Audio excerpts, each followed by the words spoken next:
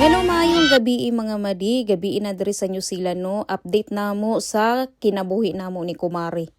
Karon mga madi mao ni mga kaganapan sa tibok adlaw ug sa tibok gabi namo mga madi. Pila gyud to ka adlaw mga madi nga wala mi naka-upload no mga 2 days siguro to kay kapoy man kaayo yung nya kanang usahay ba kanang basta na ay mga panghitabo nga dili dapat mahitabo char lang. Unya karon mga madi ka ng mga kaganapan na nakadlaw ng dako mga madi. Naa sila anang iyang amahan naglabing-labing sila.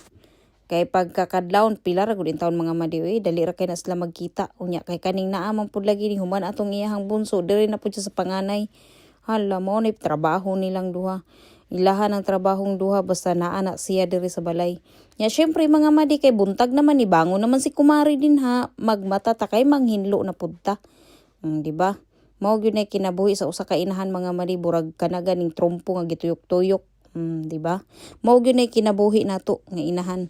Labi nag ako di ko mahimutang ug naay mga hipuso naay mga kuan din ha na di gyud ko mahimutang ambot ngano na lang gyud mga madi.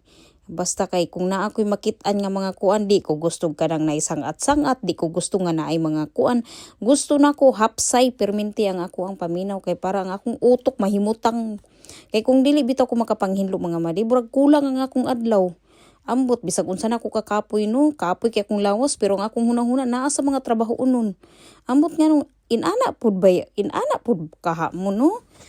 Unya diri mga madi nihangyo si Kumari nga siya kuno muligo nilapnoy kay magtuon kuno siya mga madi kay sige na siya ingon sa ko balik na dito trabaho bi kay samok kay ka anaon ko niya o karon mga madi nagplaster siya sa moang kaon pamahaw na mga madi o tanawa na ami isda nay itlog nga pinirito kay unsaon man nga supplier man tag itlog wa nagi kapoy na kog kinaog itlog may ko kay gikapoy ang uban way sudan taw mga madi maluoy bitaw ko aning uban kita no naatay pagkaon pero sila siguro ambot lang depende ra man gud pud na mga madi maningkamot lang gud siguro no aron makakaon. Unya karon mga madi kay naa si Busing diha na grocery mi. Giubanan ako si Busing ng grocery. Kulbaan na siya mga madi sa iyang bayron bakay pati namang gyud mahala Sa isa ka semana mo gastog pila. Ginoo ko. Ang bayron ang mga palitonon ri mga madi ba dili na basta-basta. Ang grocery namo siguro kung kwintahon convert sa Pilipinas naa sang mga 15,000. Kapin. Grabe no.